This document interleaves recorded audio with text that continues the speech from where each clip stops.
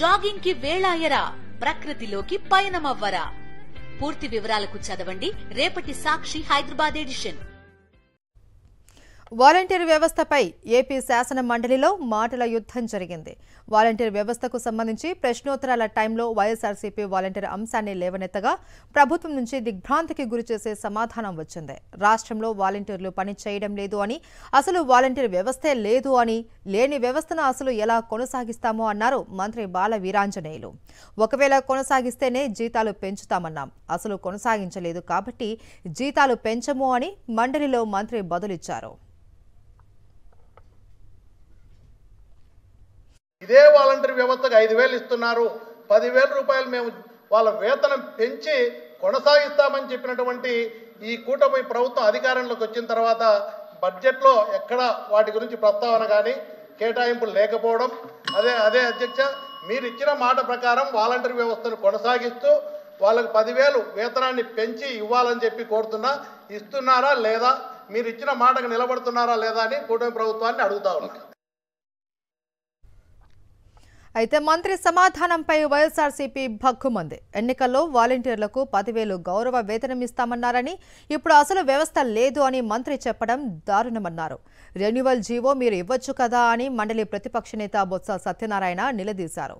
5,000 వేతనాన్ని 10,000 ఇస్తామని హామీ ఇచ్చారని, కానీ ఎన్నికలయ్యాక వాలంటీర్లను మోసం చేశారు అని ఎమ్మెల్సీ రామసుబ్బారెడ్డి అన్నారు. వాలంటీర్ వ్యవస్థని మీరు కొనసాగిస్తారా లేదా? మీరు ఎన్నికల్లో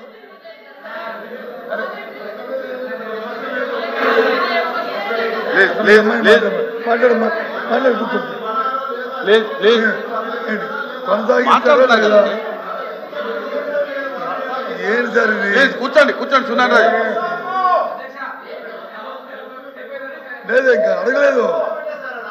ఏ సాంప్రదాయం, దయచేసి ఒప్పుకున్నారు కదా, చెప్పండి కొనసాగిస్తారా లేదా? మా సభ్యులు అడిగిన ప్రశ్న ఏంటి అధ్యక్ష, వాలంటరీ వ్యవస్థ కొనసాగిస్తారా లేదా? ఎన్నికలు వెళ్ళినప్పుడు మీరు వచ్చి 5,000 రూపాయలు కాదు, వాళ్ళకి 10,000 రూపాయలు గౌరవ వృత్తి ఇస్తారని చెప్పి వేతనం ఇస్తారని చెప్పారు. అది ఇస్తున్నారా లేదా? ఈ రెండు కొనసాగిస్తే కొనసాగిస్తాం, లేకపోతే లేదు. ఇందాక గౌరవ మంత్రి గారు ఏం చెప్పారు, అసలు వ్యవస్థ లేదంటారు. వ్యవస్థ లేకపోవడం ఏంటి అధ్యక్ష? వ్యవస్థ వచ్చి ఉంది, కాకపోతే ఆ రెన్యూవల్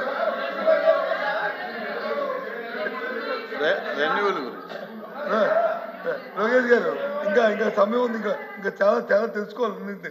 తొందర ఎందుకు? వ్యవస్థ అనేది వాళ్ళు మంత్రులు ఇప్పుడు మంత్రులు ఒకసారి వ్యవస్థ వచ్చేప్పటికి యాంటీడేట్తో ఒక ఎన్నికల సమయం వచ్చింది కాబట్టి ఆ 2-3 నెలల్లో దానికి కొనసాగించడానికి వచ్చి ఉత్తర్వులు ఇవ్వలేకపోవచ్చు. ఇప్పుడు మీరు వచ్చి ఇవ్వచ్చు కదా, దాన్ని బ్యాక్ డేట్ ఇవ్వచ్చు కదా. ఇవ్వకూడదు ఎక్కడుంది? బ్యాక్ డేట్ ఇవ్వకూడదు రూల్ ఎక్కడుంది? చట్టం మన చేత కదా, దాన్ని చేయొచ్చు కదా.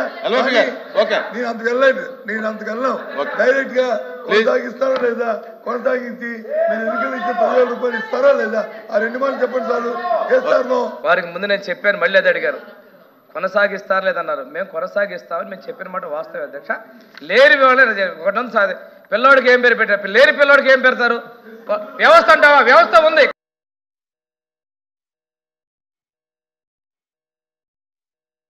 మాకు కూడా తెలియదు అధ్యక్ష.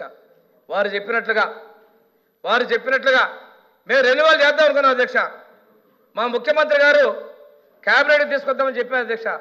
తీసుకొచ్చి చూస్తే అధ్యక్ష, ఇవి మాకు వచ్చినటువంటిది వాళ్ళు ఉద్యోగాల్లో లేరని, అటువంటి వాళ్ళని కొనసాగించలేమని చెప్పేసి మేము చెప్పడం జరిగింది అధ్యక్ష.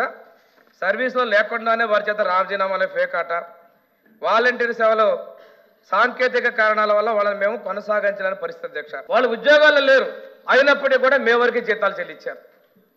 ఎలా సాధ్యమైంది అధ్యక్ష? ఇది ఆర్థిక వ్యవస్థను అస్తవ్యస్త పరిస్థితి. ఇదొక సాక్ష్యం అధ్యక్ష.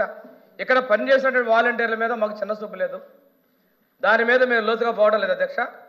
వాళ్ళని సహృదయంతో చూద్దాం అన్నాం. వారు చెప్పిన మాటే ఉంటే కదా అధ్యక్ష కొనసాగించడానికి, లేని దాన్ని ఎలా కొనసాగిస్తాం అధ్యక్ష? నేను సమాచారం అదే ఇచ్చాను అధ్యక్ష. లేరు కాబట్టి చేయలేకపోయాం. మొత్తానికి వాలంటీర్ వ్యవస్థ విషయంలో వైఎస్ఆర్సీపీ అనుమానాలే నిజమయ్యాయి. చంద్రబాబు ప్రభుత్వం వాలంటీర్లను దారుణంగా మోసం చేస్తారు అని, ఆ వ్యవస్థను రద్దు చేసే కుట్ర జరుగుతుందని చెబుతూ వస్తుంది. ఇప్పుడు మంత్రి సమాధానంతో ఆ కుట్రే నిజమని తేలింది.